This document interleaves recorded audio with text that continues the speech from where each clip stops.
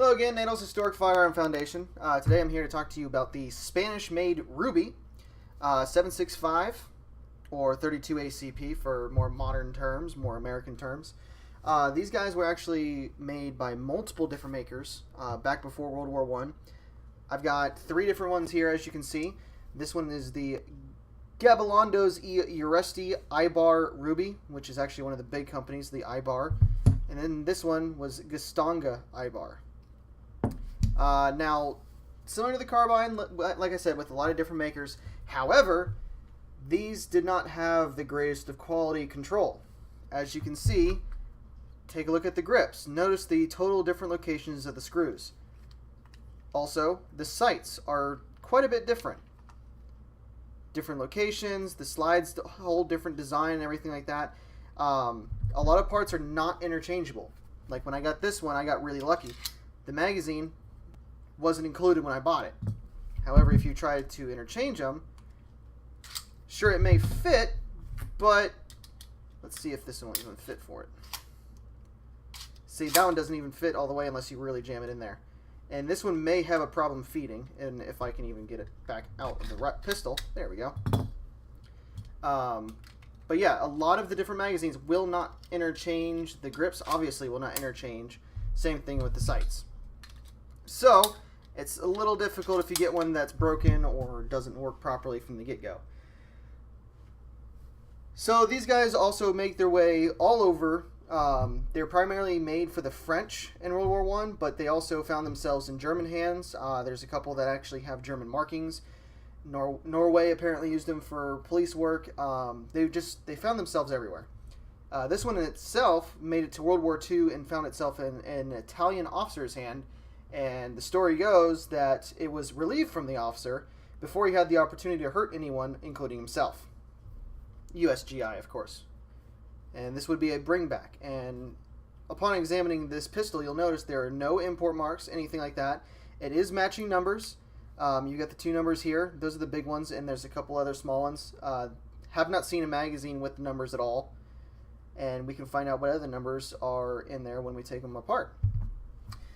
So, World War I had this basic style, the smooth slide and everything like that. And between the wars, France realized that the safety lever, which is right here, could inadvertently get selected to the fire position, as you can see. If you look close enough, you'll see an F for fire, S for safe. Of course, they use different terms because they're not American.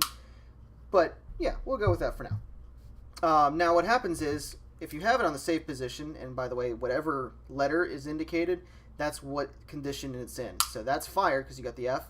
That's safe because you have the S. Now, when you put it inside the holster, sometimes it has the chance of catching and activating itself to fire. And with this being a single action only, it's a pretty light trigger. So if you pull it out of the holster and you don't realize it and your finger accidentally touches it or it catches on a button or something, all of a sudden you have a 32 going through your foot. Bad day. Granted, a 32 ACP is not a very strong round. It's pretty anemic. It's smaller than your regular 9mm or anything like that, and it's pretty slow. So it wasn't a very strong round, but at the time it was cheap, it was easy, it was very common, and back when medical advances weren't that strong, they could easily get away with just using a 32, because even if it doesn't kill them on the first shot, the infection is likely to spread and they may not be able to recover that quickly. Alright, so as I said, you got this little guy right here. Now, the safety switch also acts as a handy little slide lock right here.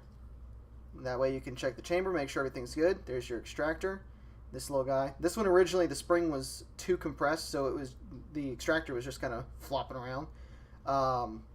This pin right here, I took that out, and I just kind of pulled the spring. You're not really supposed to do that, but, I mean, if it still has life left, it's going to work. And put it back in, and now it's holding enough to eject the shell properly. And then if you want to let the slide go, just like a regular slide lock. These guys are actually pretty easy to take down. I'll show you on this one, because I've been messing with that one a lot today. So I lock the slide back, and you grab the barrel and twist it, of course, making sure that it's empty before you even get to that point. There we go. And you twist. Here, I'll show you one more time.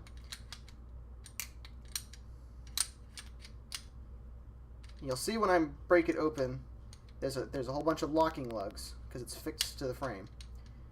Now, when it's normal condition, you get the little lip here, and that's sticking down. So you rotate it until you get it loose, which is now it's fighting me, which is about a 180 turn. You pull it out till it stops, turn it back down, and it slides right out. There's your guide rod.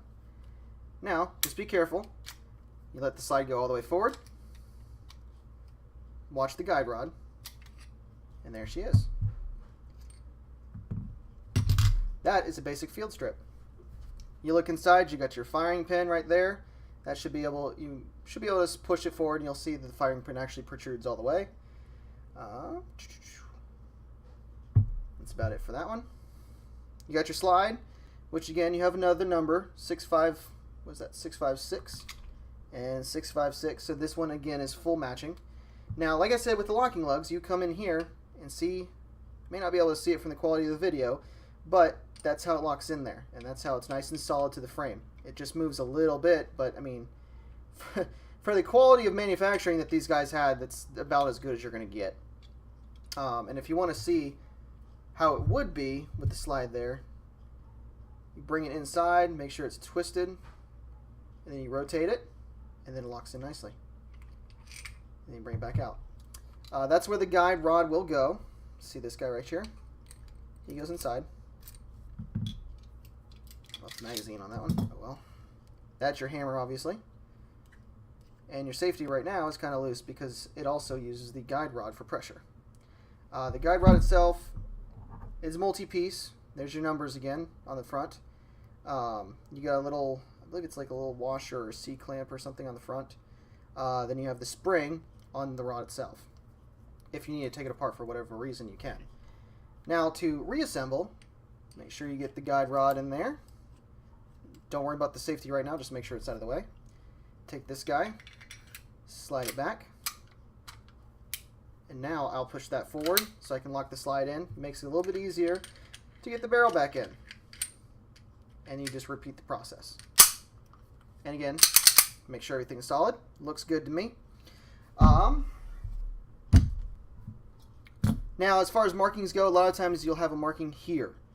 That is your maker mark. See, this one you can barely tell, but it's an IG.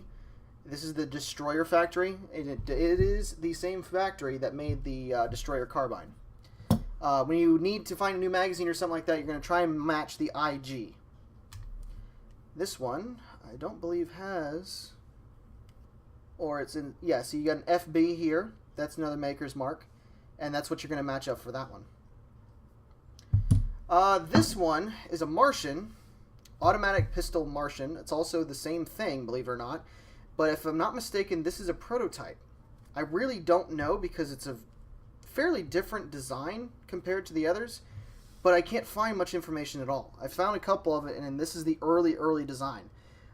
This one right here actually has like no serial number. It never show. I don't see anywhere it would have been, which leads me to think it may have been a prototype at some point in its life, and maybe just kind of got left in someone's drawer after either they left or maybe it was a country that was taken over by the war. There's no real telling what happened to it. But this one is very similar. You got your safety switch here. If I'm not mistaken, it does not have a safety. Yeah, that one does not have a slide lock. You got your magazine, of course, down here. And it's very similar, but also much different. I don't know if you can tell, but the slide, it has the sights built into it. This one's takedown is different. You've got right here.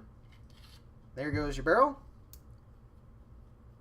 And I believe the slide just goes forward. May have to go this a little bit farther.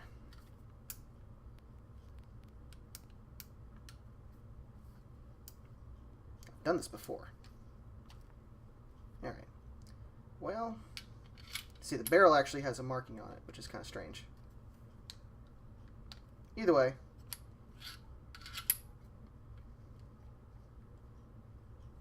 and I promise you this one does break down, but it's fighting me today, so we'll deal with that one next time.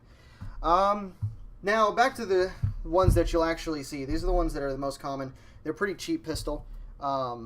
They've been pretty decent. I like them. They're very heavy for being a 32. But, I mean, think of again, the production quality and everything's not exactly the highest in the world. So they used extra metal to help out with the lack of quality. One way to verify if it is a French pistol is a lot of times you'll have a little star on the bottom here by the magazine release. Neither of these do have one. However, if you get the random number on the back, chances are it's been in French use at some point in its life. They didn't mark these very well. It's kind of like the Russians, where they marked them, sure, but not well.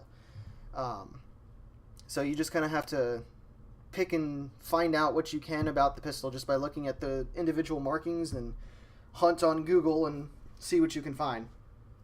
But yeah, fun little pistol, very unique. I love how they're so close yet they're so different. I mean, you got the grips here, or the back of the slide's a different shape. You got this right here, it's a little bit different angles, but they're also so very similar. Apparently, at one point in the production, they even made a full automatic version of these, which it was a different position on the safety switch. It went like, I'm assuming something like that. I'm not really sure, and that's what turned it into a full automatic pistol. And they made longer magazines for it and everything. Because this is an extremely small magazine even for a 32. 1, 2, 3, 4, 5, 6, 7, 8. So 8 plus 1 automatic. That's going to go extremely fast. So yeah. That is the Spanish-built Ruby pistol. They're, like I said, they're a neat little pistol. They're pretty fun to shoot. There is no automatic slide hold open, so you get your 8 shots, and then the 9th one, it just goes click if you're not paying attention, so you're going to have to redo that there. Or just make sure you count your shots as you usually should. So yeah, that is the Spanish Ruby. This is Natal's Historic Firearm Foundation, signing off once more.